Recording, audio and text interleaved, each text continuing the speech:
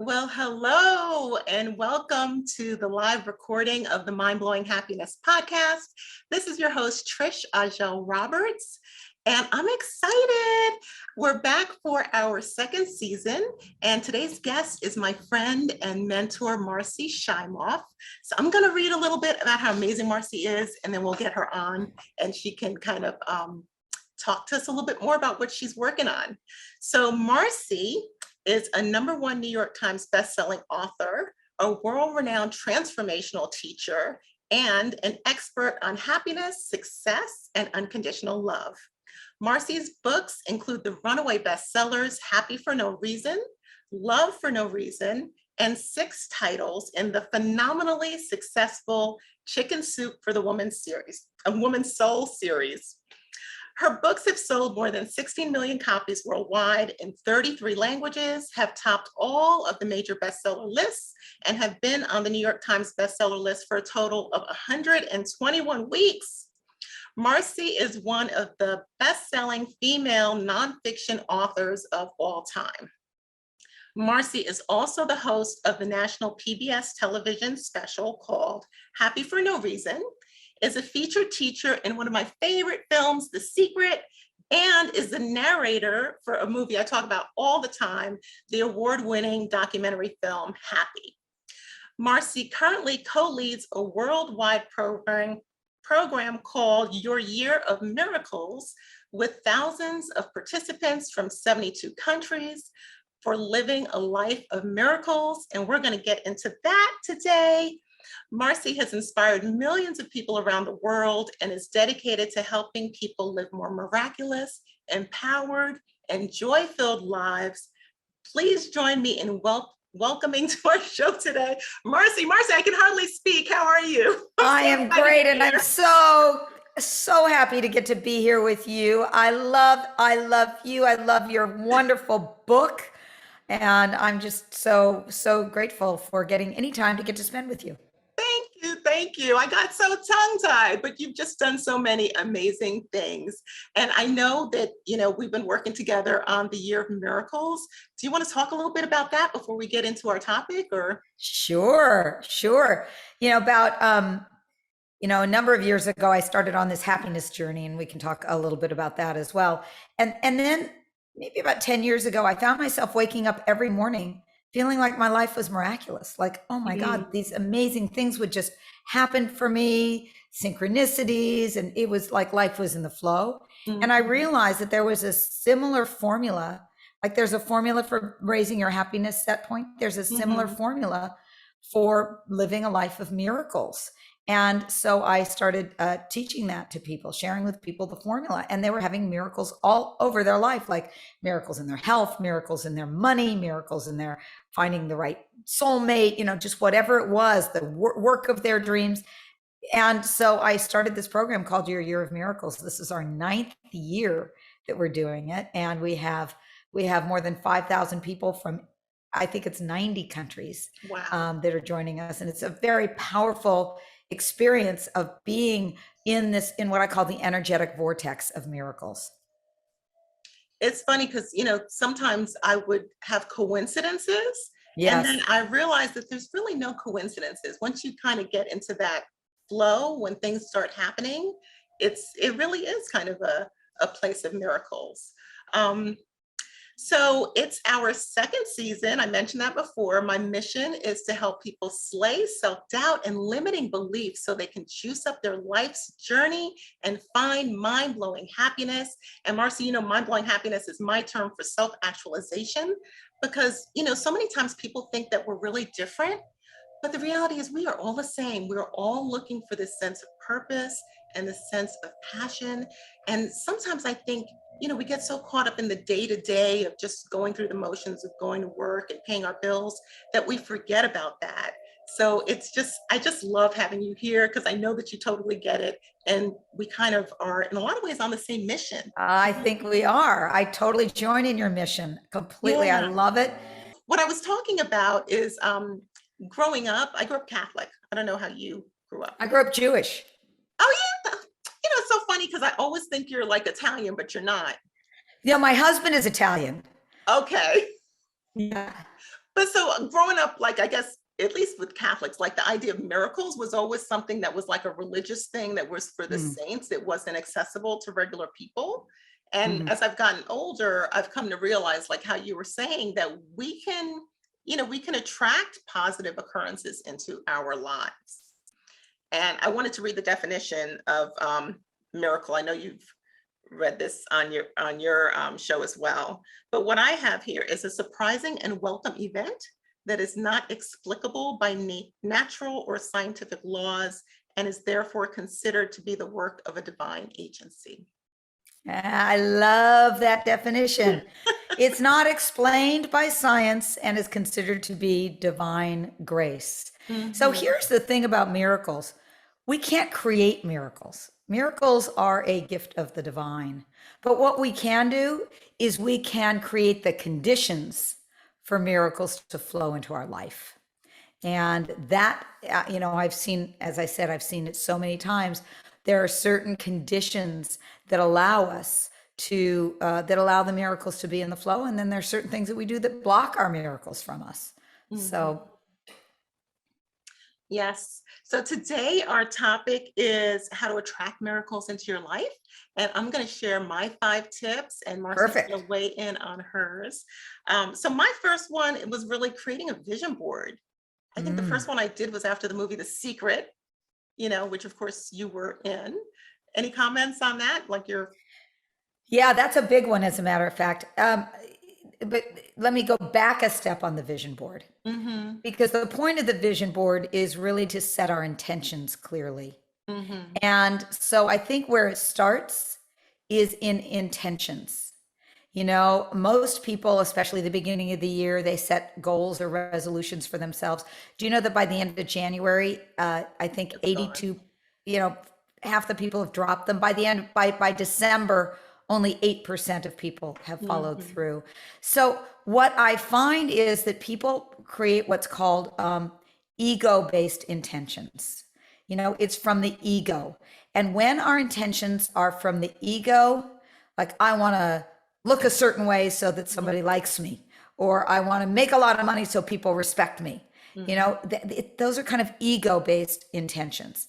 Now, what I found is that soul based intentions, and what that means is intentions that are aligned with the soul, that are coming from the truth of who we are.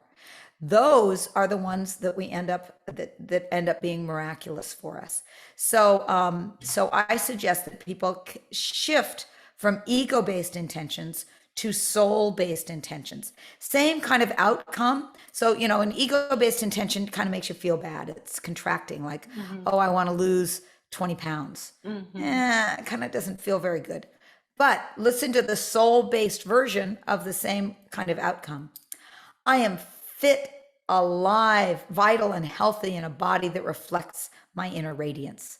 Whoa, now that Yes, feels great. yes. So, same kind of outcome, but it's a different come from.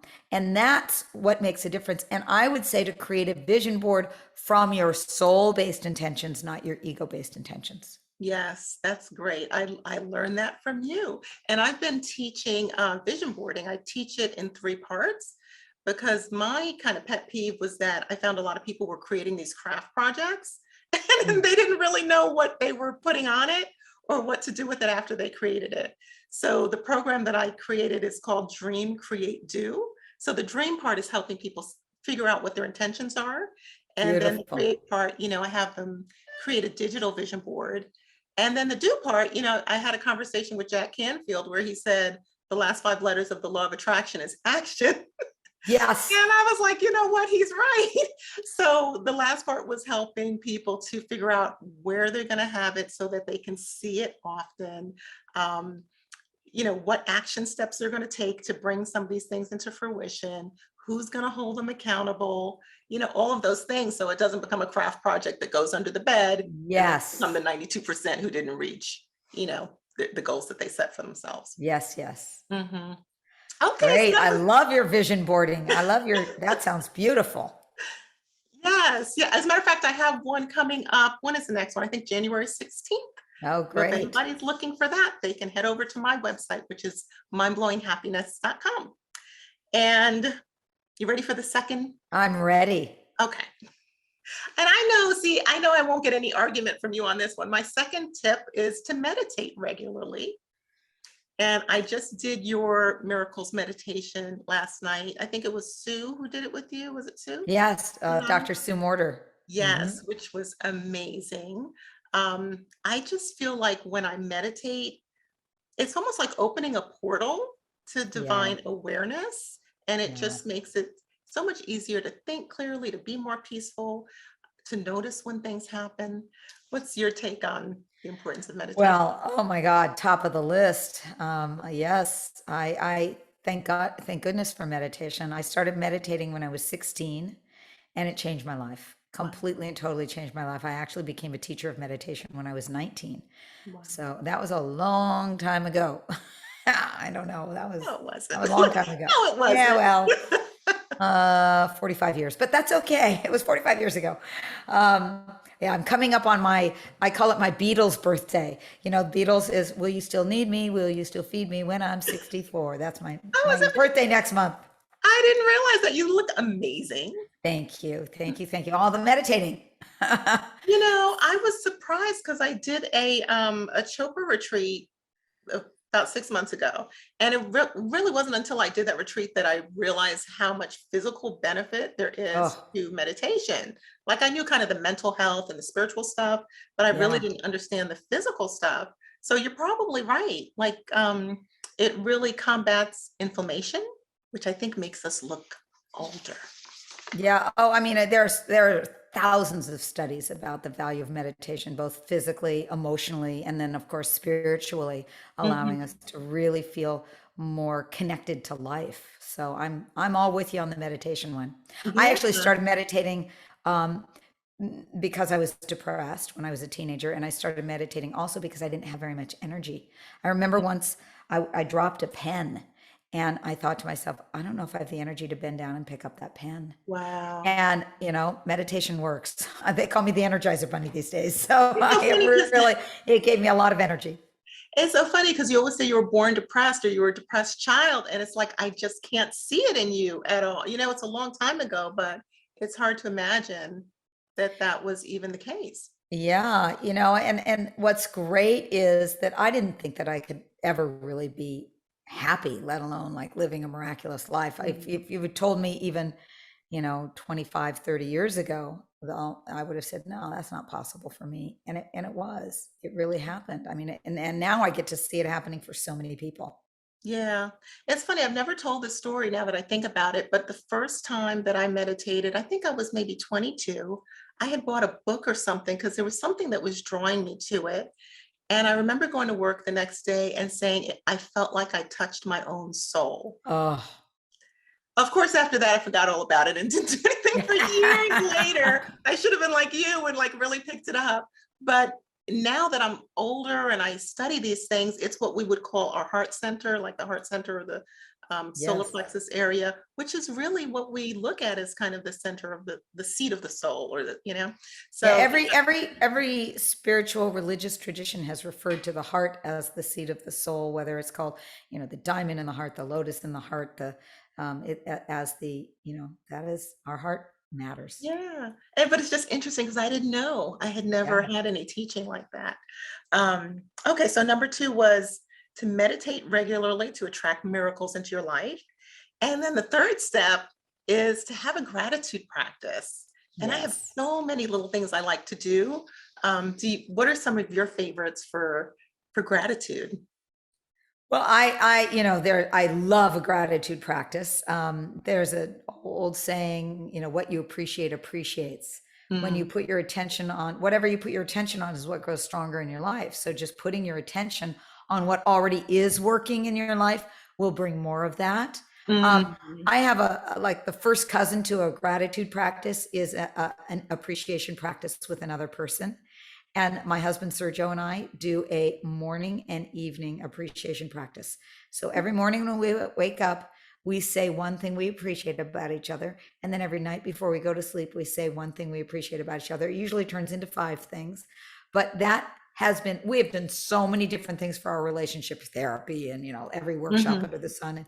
that has been the single most powerful thing that we have ever done for our relationship, is the appreciation practice. And I recommend that everybody do that with your partner, with your family, if you've got kids, just starting the day and ending the day on something you appreciate about each other. Now, another corollary to that would be something you appreciate about yourself. Mm-hmm. And we are not well trained to appreciate ourselves. Not at So, all. that would be another great piece to it. But gratitude is, people ask me if there's a fast track to happiness and miracles. And I would say if there is a fast track, it's gratitude. I agree with that. It changes your perspective completely. Yeah. So when my daughter was little, I used to have her say thank yous, like say your thank yous at the end of the day, which was a sweet practice. But one of the ones that I really like now, I call it a gratitude shower, where maybe once a week when you jump in the shower, instead of just thinking about what you're going to do next, you spend some time and you think about things that we don't normally think about. So maybe when you're washing your face, well, your feet too, but when you're washing your face, appreciate the fact that you can smile. There are people who've had strokes or Bell's palsy who can't smile, or who don't have their teeth, Yeah. or, just going through each of the body parts. And especially for women, I always encourage them, not for you, Marci, because you look like you're in fabulous shape, but for me who has a little belly, I always encourage women to love on their bellies. That's where your food is digested, it's bringing nutrients into your body. You just, it's hard to be happy when you're unhappy with yourself, whether it's physically or mentally. So I think that's one of my favorite gratitude That's a practices. great one. Can I share another one that when I Yeah. was working on Happy for No Reason, one of the women I interviewed says that she pretends that she is the Academy Awards committee.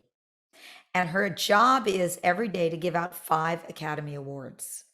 And so what she's always on the lookout, because here's the thing, the power of a gratitude practice is to train our minds to be on the lookout for the good. Positive. And we are naturally trained to look at the bad. I mean, the average person has 60,000 thoughts a day, and for the average person, 80% of those are negative. It's we inherited this from our caveman ancestors.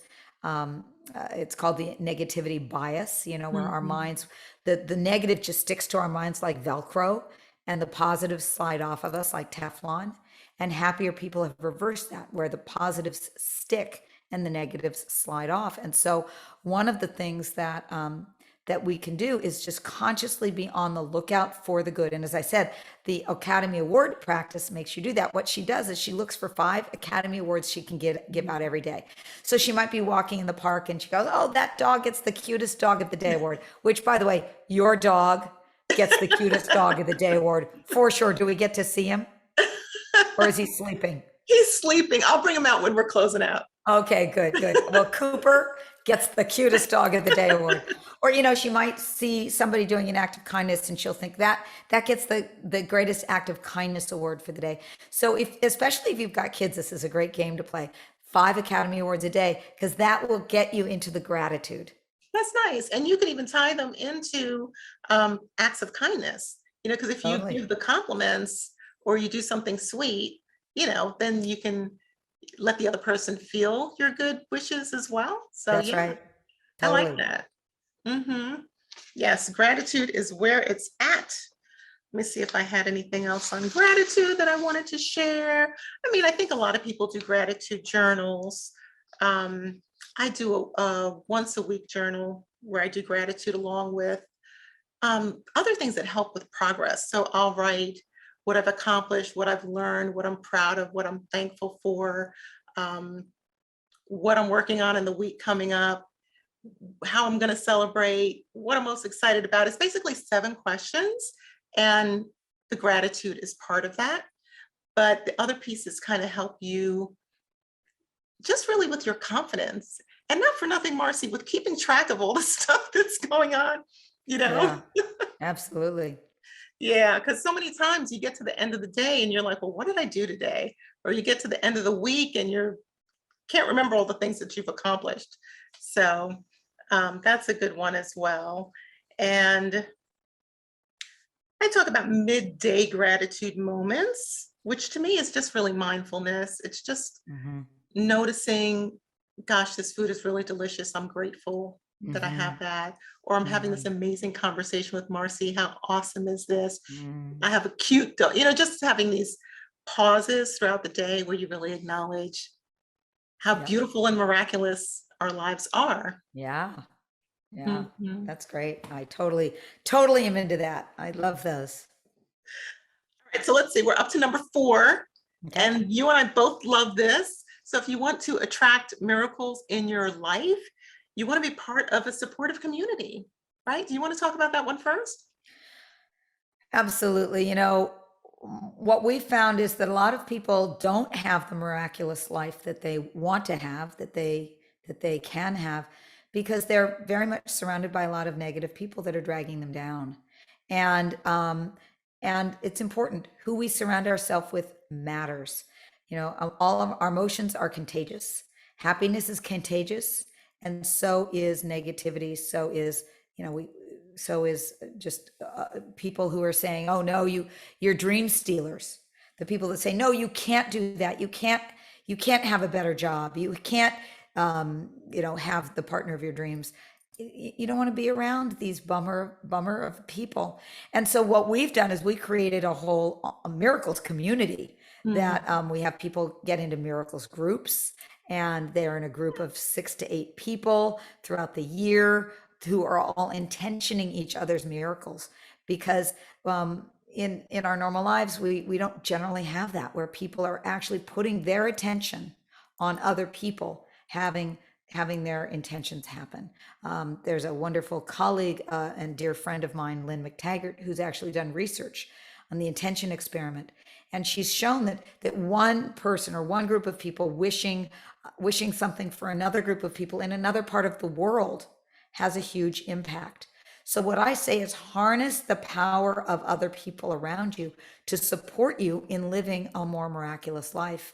And that's what we have in your Year of Miracles community. We have this energetic vortex of 5,000 people supporting each other in living a miraculous life, and then these small groups also of 5 to 8 people.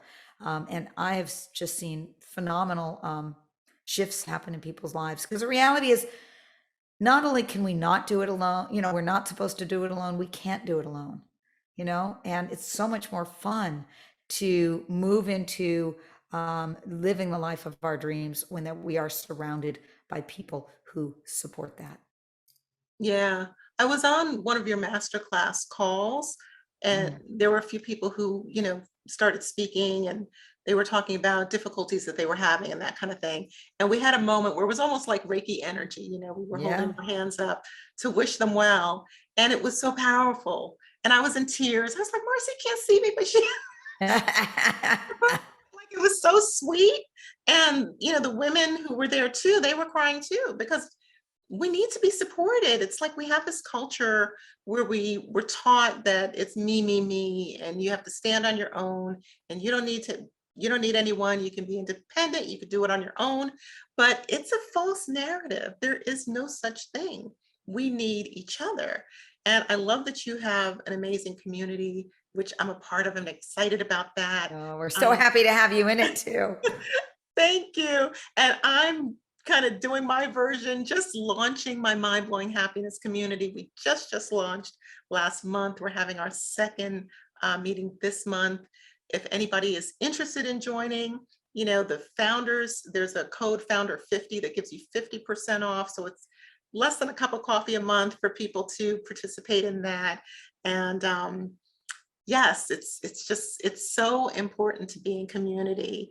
And when you see people who are depressed or committing acts of violence or not pleasant to be around, those are typically people who are not supported, right? They're not getting what they need from other people. Or like you said, they're surrounded by people who are pulling them down instead of lifting them up. So yeah. All right, well, we're at number 5, Marci. Okay, number 5. So the last tip that I had was to let compassion lead you.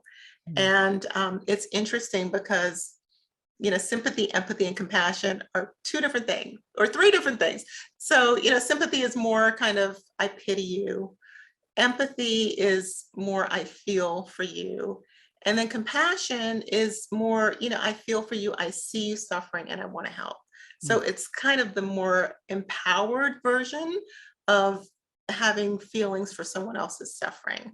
And I just believe that working into your own compassion, developing it, is, I don't know, admired by the gods, if that makes sense, and brings more divine miracles into your life. I completely agree about compassion. I mean, of course, there's a lot of research about compassion. And can I add to that? And I know Absolutely. you include in this self-compassion.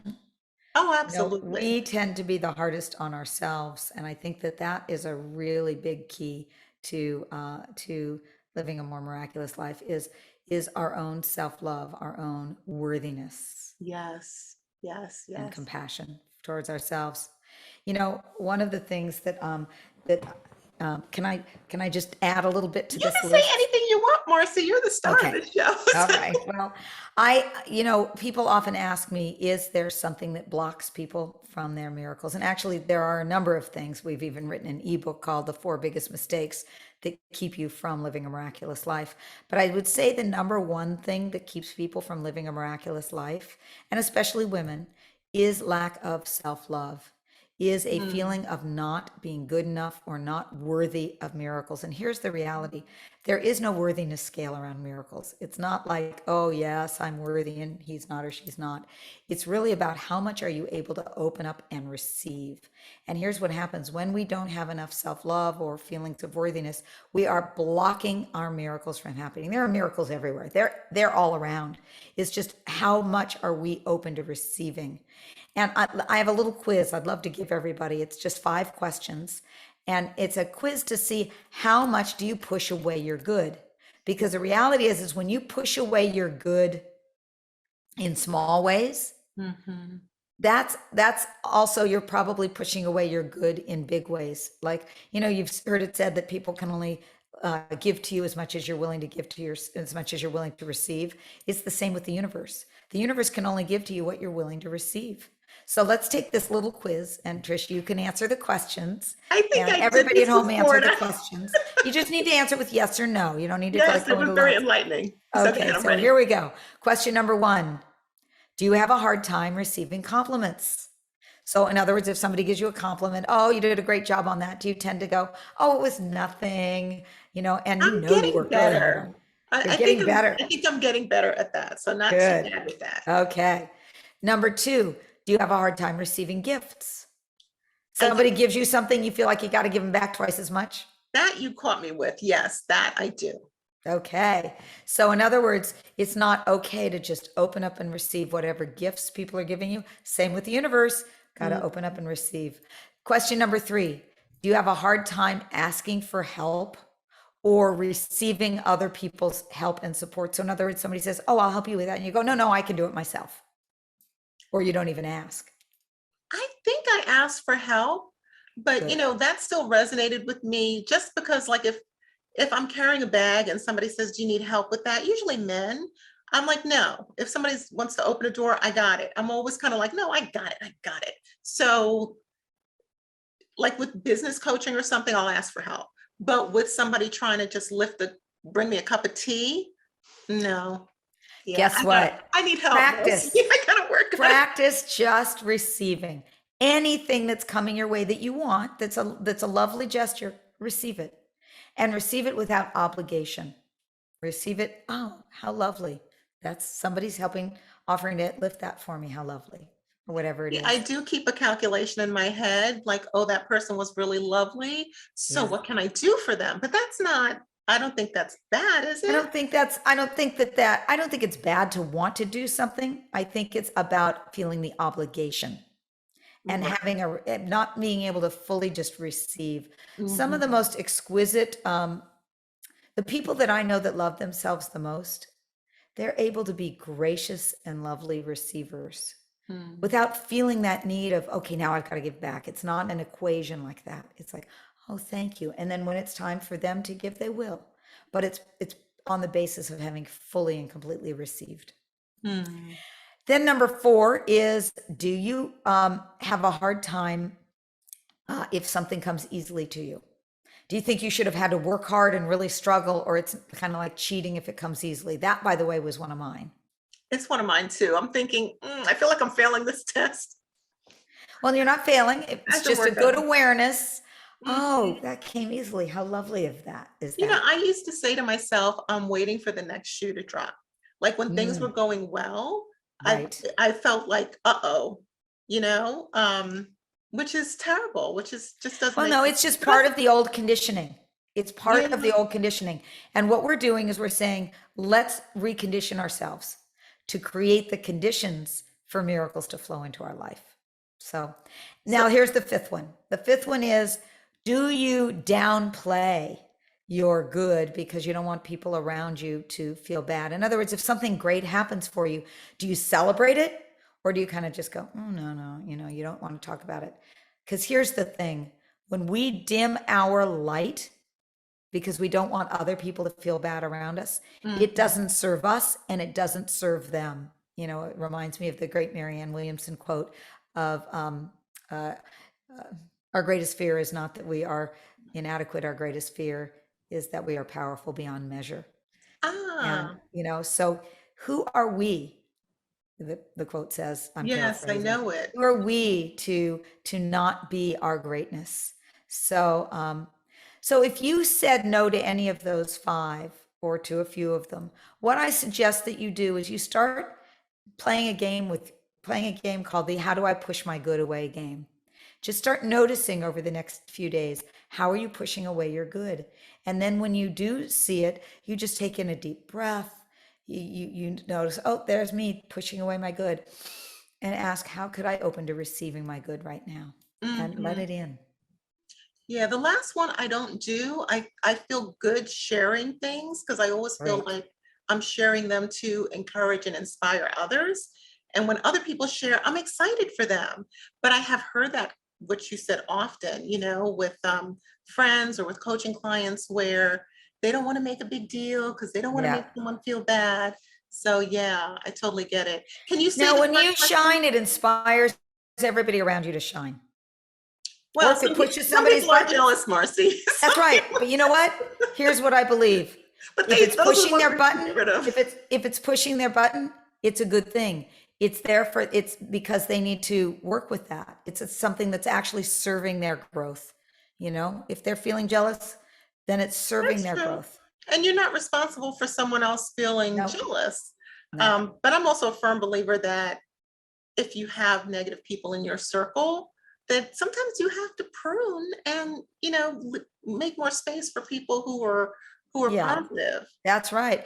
And sometimes, there are family members and you're not going to prune them. So what you want to do is to Yeah. counterbalance that, you want to surround Mhm. yourself with like-minded, like-hearted people who are on your wavelength. Mhm. Can you give us the five questions again? Do you Do remember? you how much do you have a hard time receiving compliments? Do you have a hard time receiving gifts? Do you have a hard time receiving help or asking for help? Do you have Mhm. a hard time receiving if it comes easily? And do you have a hard time celebrating your good because you don't want others to feel bad? Okay. Awesome. Thank you. That was so good. Do you have anything else that you want to teach us about miracles before The we? only other thing that I want to share is that people often say to me, is it selfish what we're talking about, living a miraculous life? What about the world? Don't we need to fix the world? And my answer is, I believe it's the least selfish thing that you can do, because when you are living your best life, it's impacting everybody around you. There's a beautiful Chinese proverb that goes like this, that I think sums that up. It says, when there is light in the soul, there will be beauty in the person. When there is beauty in the Mm. person, there will be harmony in the house. When there is harmony in the house, there will be order in the nation. And when there is order in the nation, there will be peace in this world. And my prayer and my wish for all of us is that we know that light in our souls. And through that, we help create more peace here on this planet of ours. That's beautiful. That's beautiful. Thank you so much, Marcy. Yes. And I also want to say, I mentioned that ebook, The Four Biggest Mistakes That Keep People from Living a Miraculous Life. I Mhm. would love to offer that to everybody who's listening today as my gift. And it's very simple. You can just go to miraclesebook.com, miracles, plural, ebook unconditional.com, and you will, I'd be happy to share that, the 4 biggest blocks and what you can do about them. That's fantastic. Thank you so much. That's wonderful. Yeah. Is there any place where people should look for you to connect with you? Or you on social media or? Well, they can go to youryearofmiracles.com, or as I say, miraclesebook.com is probably the easiest way to get connected. There's also happyfornoreason.com. So I, the more the merrier that play in this field of living a miraculous life and being happier, the better. And so. All right, that's perfect. So as we kick off this brand new year, I encourage you to create the kind of life that draws miracles to you each and every day. I wish you passion, purpose, and the realization of your fullest potential.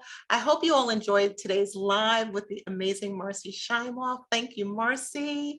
And you guys. Thank you, Trish.